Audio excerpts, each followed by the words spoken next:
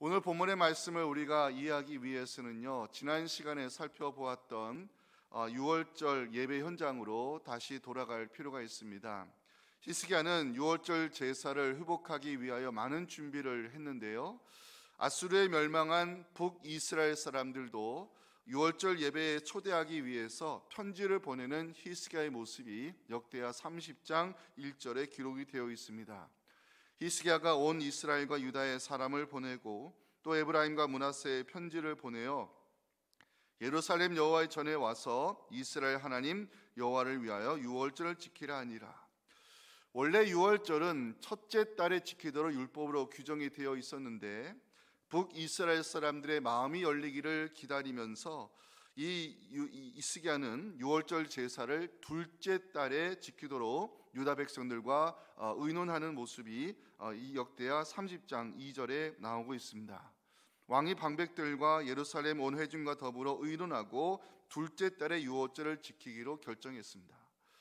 히스기야는 보발꾼들을 보내서 유월절 제사에 참여하도록 권면하는 편지를 온 이스라엘에 전달하게 하였고, 보발꾼들의 수고로 인해서 북이스라엘 사람들이 예루살렘을 향하여 발걸음을 옮기는 장면이 역대하 30장 11절에 나오고 있습니다. 그러나 아셀과 므낫세와 스불론 중에서 몇 사람이 스스로 겸손한 마음으로 예루살렘 성전을 향하여 발걸음을 옮기기 시작했습니다. 히스기야 시대에 성대하게 열린 유월절 제사 드리는 현장을 역대기 기자는 역대하 30장 21절에서 이렇게 증거하고 있습니다. 함께 읽어볼까요? 예루살렘에 모인 이스라엘 자손이 크게 즐거워하며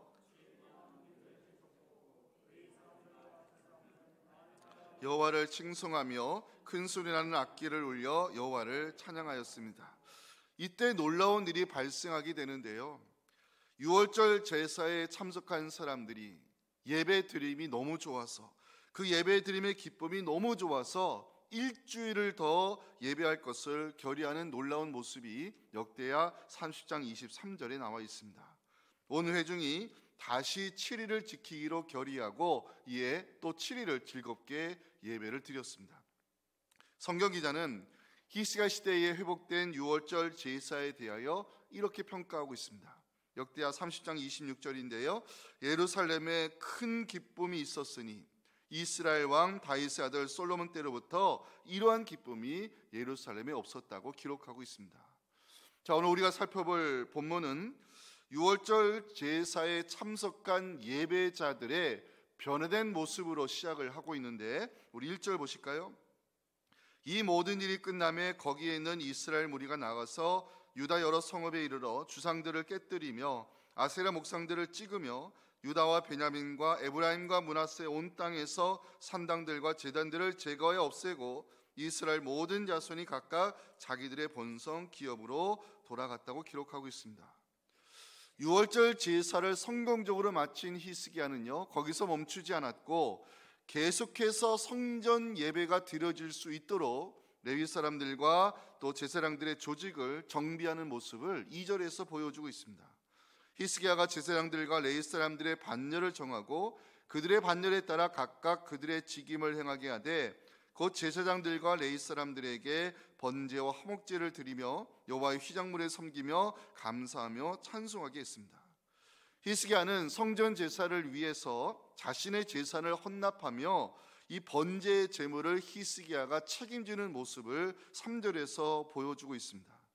왕의 재산 중에서 얼마를 정하여 여호와의 율법에 기록된 대로 번제 곧 아침과 저녁의 번제와 안식일과 초하루와 절개 번제 쓸 것을 히스기야가 담당했습니다. 히스기야가 앞서 헌신하는 모습을 보면서 감동을 받은 북이스라엘 사람들은 소산의 첫 열매와 11조를 바치기 시작했고요, 유다 자손들도 하나님께 11조를 드리는 모습이 5절과 6절에 기록이 되어 있습니다. 왕의 명령이 내리자 곧 이스라엘 자손이 곡식과 포도주와 기름과 꿀과 밭의 모든 소산의 첫 열매들을 풍성히 드렸고 또 모든 것의 11조를 많이 가져왔으며 유다 여러 성읍에 사는 이스라엘과 유다 자손들도 소와 양의 11조를 가져왔고 또 그들의 하나님 여호와께 구별해 드릴 성문의 11조를 가져왔는데 그것이 쌓여지면서 여러 덤이 이루었다고 보여주고 있습니다.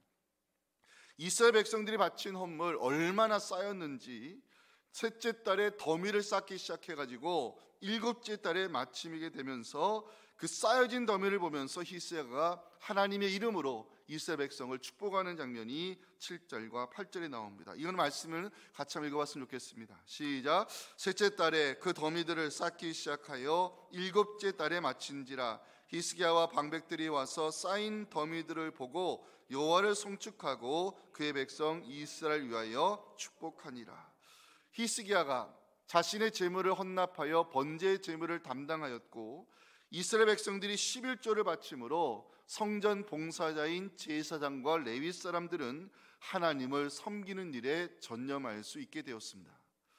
히스기야가 어떻게 이렇게 많은 재물이 쌓이게 되었는지 물으니까 대제사장 아사랴가 이는 하나님이 우리에게 복을 주셨기 때문이라고 고백하는 장면으로 오늘 본문은 마무리되는데 이 10절 말씀이 참 은혜가 됩니다. 함께 읽겠습니다.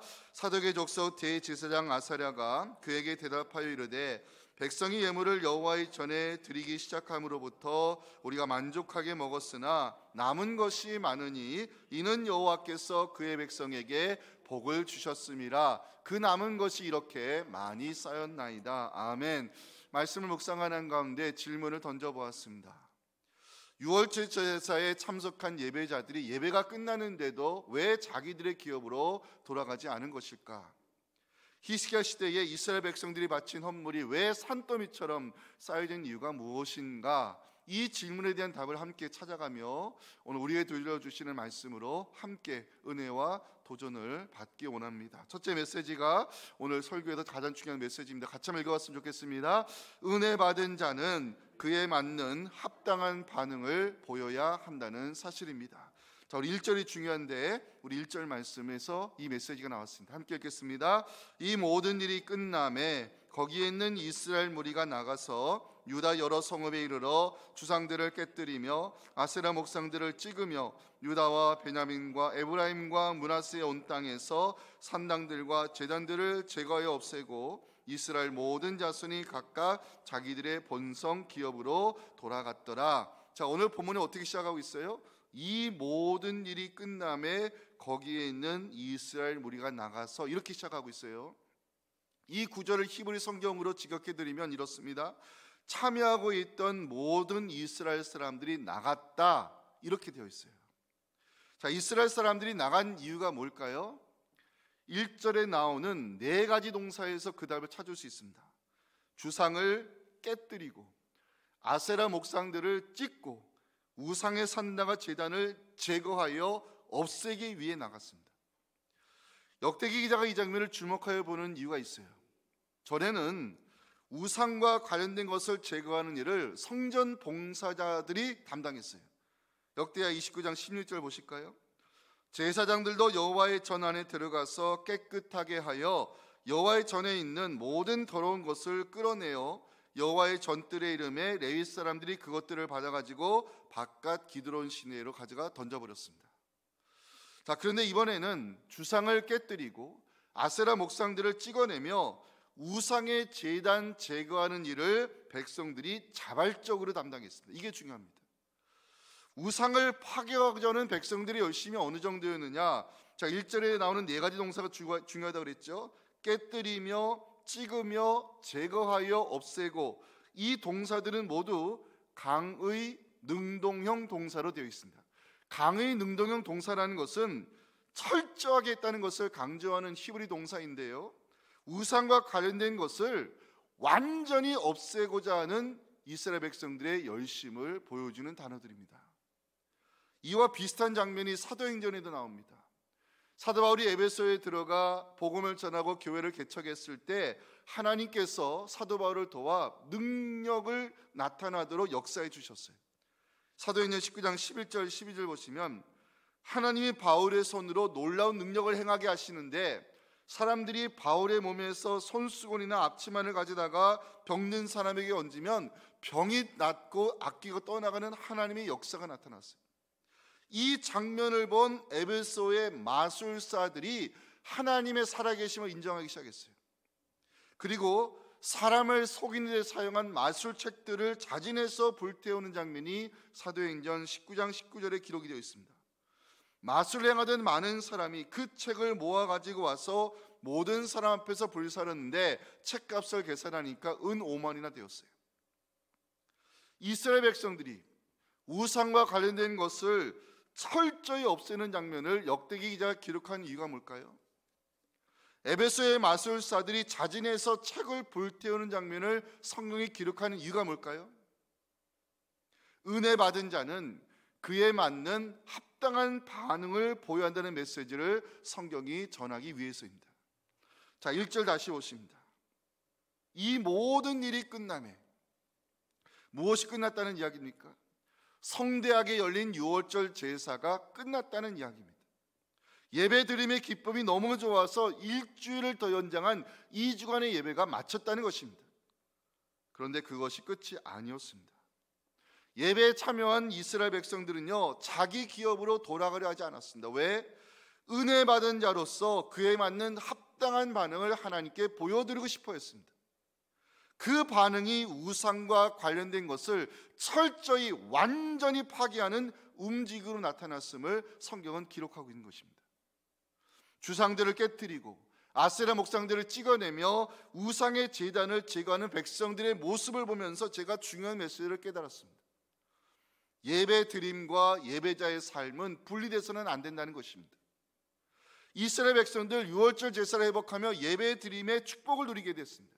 예배 가운데 부어주신 은혜를 충만히 받았습니다. 하지만 이것이 끝이 아니었습니다.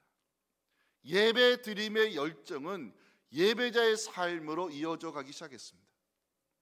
예배 현장에서 은혜 받은 사람들, 우상과 관련된 것들을 철저히 깨트리며 은혜 받은 자의 마땅한 반응을 우리에게 보여주고 있습니다. 예배 드림과 예배자의 삶 결코 분리돼서는 안 된다는 것, 역대기 기자가 전하고자 하는 중요한 메시지입니다. 1절에 나오는 깨뜨리며 찍으며 제거하여 없애고 이 동사들을 묵상해 봤습니다. 이 동사들을 묵상하는 가운데 은혜 받은 자는 그에 맞는 합당한 반응을 보여한다는 하나님의 메시지를 깨닫게 된 것입니다. 마가복음의 이야기를 한번 들려드리겠습니다. 마가복음 7장 31절에 보면 예수님께서 대가볼리를 통과하는 장면이 나옵니다. 예수께서 대가볼리 지방을 통과하여 그때 사람들이 예수님이 대가볼리를 지나가신 이야기를 듣게 되자마자 귀 먹고 말 더듬는 병자를 데리고 나왔습니다. 마가복음 7장 32절 보시면 사람들이 누구를 데리고 나왔느냐? 귀 먹고 말 더듬는 자를 데리고 예수께 나와 안수하여 주시기를 간구했습니다.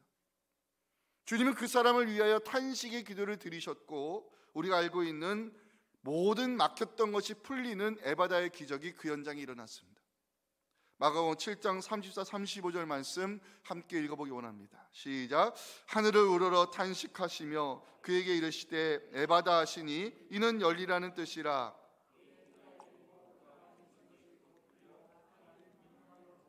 이 사건이 있은 후에 계속해서 마가복음 8장을 읽어보면 대가볼리 지역에서 4,000명의 굶주린 무리들을 먹이시는 7병의 기적이 연이어 기록이 되어 있습니다. 마가복음 8장 8절 9절은 7병의 현장을 보여주는 말씀인데요, 배불리 먹고 남은 조각 7광주를 거두었으며 그 먹은 사람은 약 4,000명이나 되었습니다.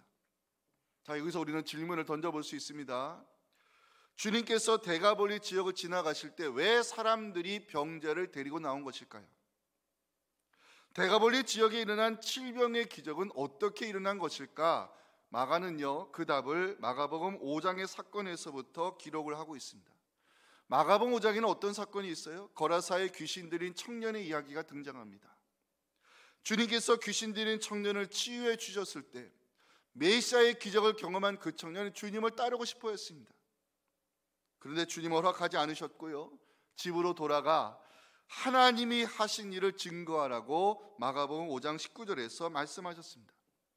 허락하지 아니하시고 그에게 말씀합니다. 집으로 돌아가 주께서 내게 어떻게 큰 일을 행하사 너를 불쌍히 여기신 것을 내 가족에게 알리라 말씀했어요.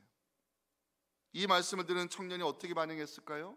마가복음 5장 20절 말씀이 중요합니다. 함께 읽겠습니다. 그가 가서 예수께서 자기에게 어떻게 큰 일을 행하시는지를 데가볼리에 전파하니 모든 사람이 놀랍게 여겼습니다. 데가볼리에 전파하니. 주님께서 데가볼리를 통과하실 때 사람들이 병자를 데리고 나온 이유를 아시겠습니까? 데가볼리 지역에 에바다의 기적이 일어나고 7병의 기적이 일어났는지 아시겠습니까? 데가볼리 지역에 남아서 예수 그리스도의 메시아 되심을 증거했던 이 청년 때문이었습니다. 이것이 은혜 받은 자의 마땅한 반응입니다. 성경에 보면요, 은혜 받은 자의 합당한 반응을 보이는 사람들이 있는가 하면 그렇지 못한 사람들이 있습니다. 먼저 은혜 받은 자로서 합당한 반응을 보이지 못한 사람을 꼽으라면 저는 대표적으로 아비가일의 남편 나발을 들 수밖에 없습니다. 다윗과 그의 용사들이 누구를 보호해 준 적이 있었어요? 나발의 목자들을 보호해 준 적이 있었어요. 다윗의 도움으로 나발의 목자들은 양들을 잘 양육할 수 있었고, 양털 깎는 날 나발의 집에서는 잔치가 열릴 수 있었어요. 그때 다윗이 소년들을 보내어 나발의 집에 우리에게 좀 음식과 물을 좀 달라고 요청했어요. 나발이 어떻게 대답했을까요? 사무엘상 25장 10절 보면 나발이 다윗의 사원들에게 말합니다. 다윗은 누구며 이세 아들은 누구냐? 요즘에 각기 주인 사울 왕을 뜻합니다. 억지로 떠나는 종 다윗을 말합니다. 쉽게 말하면 다윗은 사울 왕을 배반한 사람이 아니냐? 이렇게 모욕적인 대답으로 반응했습니다. 나발의 모욕적인 반응은 다윗으로 하여금 칼을 들게 만들었고요, 결론적으로 나발은 하나님의 치심을 받아 죽게 됩니다. 그 장면이 사무엘상 25장 38절에 기록이 되어 있죠. 열흘 후에 여호와께서 나발을 치심으로 그가 죽었습니다. 은혜 받은 자로서 그에 맞는 합당한 반응을 받지 못한 나발은 하나님의 치심으로 죽었다는 것입니다. 반대로 은혜 받은 자로서 그에 맞는 합당한 반응을 보임으로 더 큰 은혜, 더 큰 축복을 받은 사람이 있습니다. 죽은 나사로를 살려주신 주님을 위해서 마리아가 뭘 준비했죠? 매우 비싼 향유를 준비했습니다. 예수님에게 향유를 부어드리는 마리아의 모습이 요한복음 12장 3절에 나오죠. 마리아는 지극히 비싼 향유 곧 순전한 나드 한 근을 가져다가 예수의 발에 붓고 자기 머리털로 그의 발을 닦으니 향유 냄새가 집에 가득하더라. 은혜 받은 자로서 마땅한 반응을 보인 마리아, 주님은 마리아를 축복하기 시작합니다. 십자가를 지고 골고다 언덕을 오르실 그 주님의 발을 머리털로 씻어드린 마리아, 주님의 위로자가 되었습니다. 주님은 마리아를 향해서 저가 내게 좋은 일을 행하였다고 칭찬했습니다. 그리고 주님은 마리아의 섬김을 영원토록 기억하시겠다고 마가복음 14장 9절에서 이렇게 말씀합니다. 내가 진실로 너희에게 이르노니 온 천하에 어디서든지 복음이 전파되는 곳에는 이 여자가 행한 일을 말하여 그를 기억하리라. 은혜 받은 자는 그에 맞는 합당한 반응을 보여야 한다는 것이 성경이 전하는 진리입니다. 1절로 다시 돌아오시겠습니다. 이 모든 일이 끝남에 6월절 제사가 끝이 났습니다. 한 주 더 연장된 2주간의 예배가 끝났습니다. 하지만 예배자의 삶은 끝이 나지 않았습니다. 은혜 받은 예배자들은 뛰쳐나가 우상과 관련 것들을 철저히 깨뜨리고 제거함으로 은혜 받은 자의 마땅한 반응을 보여주고 있습니다. 여러분 기억하세요. 하나님께서 우리에게 은혜를 주실 때는 기대하시는 것이 있습니다. 은혜 받은 자의 마땅한 반응입니다. 은혜 받은 자는요, 감사의 고백으로 받은 은혜에 대한 합당한 반응을 하나님께 보여드려야 됩니다. 예배드림의 축복을 누리셨습니까? 그에 맞는 반응으로 예배자의 삶을 이어가는 책임은 우리에게 주어진 사명입니다. 사랑하는 성도 여러분, 은혜 받으셨습니까? 그에 맞는 반응을 하나님께 보여드리시기 바랍니다. 하나님께서 여러분들의 감사를 받으시고 더 큰 감사의 제물로 갚아주실 것이고, 예배자의 삶을 살아가는 여러분들을 통해서 우리 거룩하신 하나님의 이름이 영광 받으시기를 주님의 이름으로 축원합니다. 자, 두 번째 메시지가 오늘 결론인데 함께 읽어봤으면 좋겠습니다. 시작. 헌신의 분량이 축복의 분량이 될 수 있다는 사실입니다. 자, 역대기 기자는 이제 히스기야가 성전 봉사자들의 조직을 재정비하는 장면을 2절부터 보여주는데 2절 한번 보실까요? 히스기야가 제사장들과 레위 사람들의 반열을 정하고 그들의 반열에 따라 각각 그들의 직임을 행하게 하되 곧 제사장들과 레위 사람들에게 번제와 화목제를 드리며 여호와의 휘장문에 섬기며 감사하며 찬송하게 했습니다. 자, 히스기야가 성전 봉사자들의 직무를 재정비하는 이유가 뭘까요? 두 가지로 생각해 볼 수 있어요. 하나는 히스기야의 아버지가 누구라고요? 아하스. 이 아하스 시대에 어떤 일이 있었습니까? 성전의 문이 닫혀지면서 제사장들과 레위 사람들이 직분을 잃어버리고 생계 유지를 위해 성전 봉사자들이 성전을 떠나버렸습니다. 또 하나 이유, 성전 중심의 예배를 계속해서 이어가기 위해서 히스기야는 성전 봉사자들의 직무를 재정비하기 시작합니다. 유월절 제사의 회복은 시작이었을 뿐 히스기야가 진정 원했던 것은 성전의 예배가 중단되지 않는 것이었습니다. 이를 위해 히스기야는 제사장과 레위 사람들의 조직을 재정비했던 것이고 그들로 하여금 성전 봉사의 직무를 감당하도록 도와주었습니다. 그리고 또 하나 중요한 것, 히스기야는 공동체 리더로서 자신의 재산을 헌납하며 번제의 제물을 책임지는 장면이 3절에 기록이 되어 있습니다. 왕의 재산 중에서 얼마를 정하여 여호와의 율법에 기록된 대로 번제 곧 아침과 저녁의 번제와 안식일과 초하루와 절기의 번제에 쓰게 했습니다. 성전에서 드리는 번제의 제물을 히스기야가 책임지는 순간인데 성사학자들이 계산을 해보니까 번제 제사는요 매일 아침 저녁으로 드려지게 되어 있었어요. 평일 아침 저녁으로 번제 제물이 드려지면 일단 2마리가 필요하겠죠, 희생 제물이. 그리고 여러 절기를 생각해서 1년 단위로 생각해 보면 매년 히스기야는 자신의 이 왕의 재산 얼마를 수백 마리의 희생 제물을 번제물을 바치는데 히스기야가 책임진 것입니다. 히스기야의 예배에 대한 열심이 여기서 멈추지 않습니다. 제사장과 레위 사람들에게 음식을 주도록 명령하는 히스기야의 모습이 4절에 나와 있어요. 예루살렘에 사는 백성을 명령합니다. 제사장들과 레위 사람들 몫의 음식을 주어 그들에게 여호와의 율법을 힘쓰게 하라. 오늘 설교 제목이 4절에서 나왔는데요, 힘쓰게 하라, 힘쓰게 하라. 자, 히스기야가 자신의 재산을 헌납하여 번제의 제물을 책임지는 이유, 백성들로 하여금 성전 봉사자들에게 음식을 주도록 명령하는 이유, 힘쓰게 하기 위해서였습니다. 힘쓰다는 단어를 찾아봤습니다. 힘쓰다는 단어는 전념하다, 몰두하다 이런 의미입니다. 힘쓰게 한다는 것은요 성전 봉사자들이 하나님을 섬기는 일에 전념하도록 도와주다 이런 뜻으로 해석할 수 있습니다.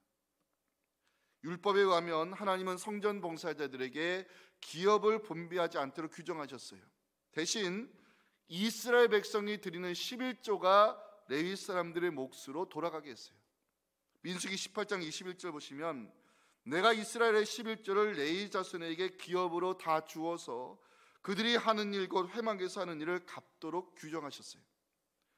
또한 레위인들이 이스라엘 백성으로부터 받은 11조의 11조를 또 하나님께 바치도록 되어 있는데 레위인들이 바치는 그 11조의 11조가 누구의 몫이었냐? 제사장들의 몫이었어요. 민수기 18장 26절 보시면 너는 레위인에게 말하여 그에게 이르라 내가 이스라엘 자손에게 받아 너에게 기업으로 준 11조를 너희가 그들 받을 때에 그 11조의 11조를 거제로 하나님께 드리는 모든 것들이 제사장의 수고의 몫으로 돌아가게 했어요. 자, 이렇게 율법으로 규정하시는 이유가 뭐냐? 성전 봉사자들이 하나님을 섬기는 일에 전념하도록 하기 위해서였습니다.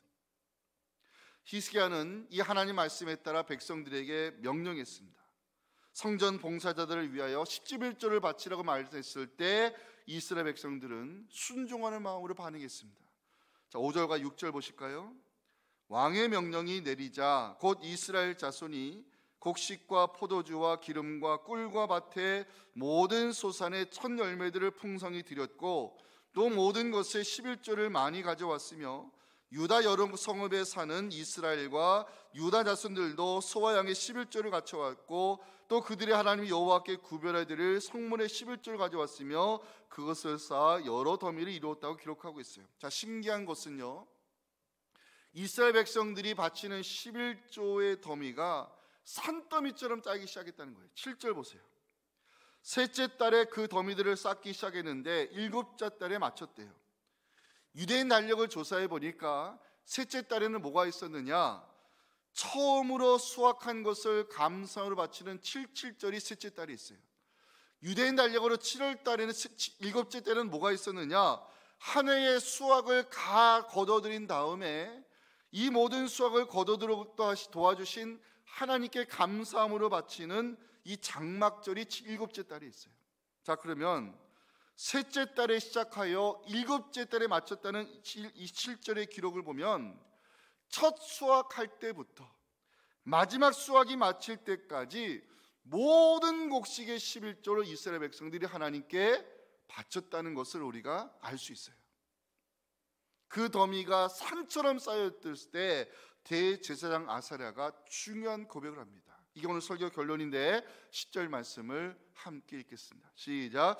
사독의 족속 대제사장 아사랴가 그에게 대답하여 이르되 백성이 예물을 여호와의 전에 남은 것이 많으니 이는 여호와께서 그의 백성에게 복을 주셨음이라. 그 남은 것이 이렇게 많이 쌓였나이다. 표시해 주세요. 이는 여호와께서 그의 백성에게 복을 주셨음이라.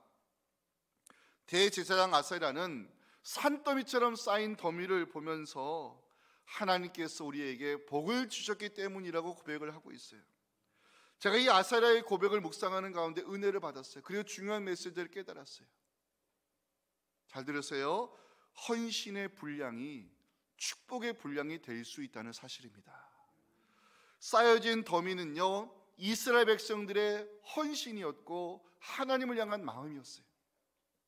아사랴는 그 쌓여진 더미를 보면서 하나님이 우리에게 복을 주셨기 때문이라고 고백을 하고 있어요. 제가 이 장면들을 묵상하면서 헌신의 분량이 곧 축복의 분량이라는 사실을 깨닫게 된 것입니다. 사랑하는 성도 여러분, 헌신의 분량이 축복의 분량이 될 수 있음을 믿으시기 바랍니다. 하나님께서 우리에게 섬김의 기회 주실 때, 하나님께서 우리에게 헌신의 기회 주실 때 놓치지 마시기 바랍니다. 섬김의 기회 주실 때 힘 닿는 대로 쌓으시기 바랍니다. 그 쌓여진 헌신의 분량이 우리에게 축복의 분량으로 돌아올 수 있음을 믿으시면서 그 섬김의 기회 주신 하나님께 감사와 영광을 올려드리는 우리 모두가 될 수 있기를 주님의 이름으로 축원합니다. 지금은 우리 구주 예수님의 은혜와 그 쌓여진 헌신의 분량을 축복의 분량 갚아주시는 하나님 아버지의 크신 은혜와 사랑과 성령의 역사하심이 오주신 귀한 말씀이 바로 내게 들려주신 진리의 말씀을 깨닫고 은혜 받은 자로서 마땅한 그 반응을 예배자의 삶을 통해 하나님께 영광을 올려드리며 하나님 기회 주실 때 힘쓰는 대로 쌓여진 그 섬김의 분량과 헌신의 분량이 축복의 분량으로 나타나 도와주신 하나님께 영광 올려드리기 원하는 우리 사랑하는 모든 성도들의 이 귀한 다짐의 기도와 우리 사랑하는 자녀들의 신앙과 우리 섬기는 주의 몸된 교회 위에 지금부터 영원토록 함께 하시기를 간절히 축원하옵나이다. 아멘.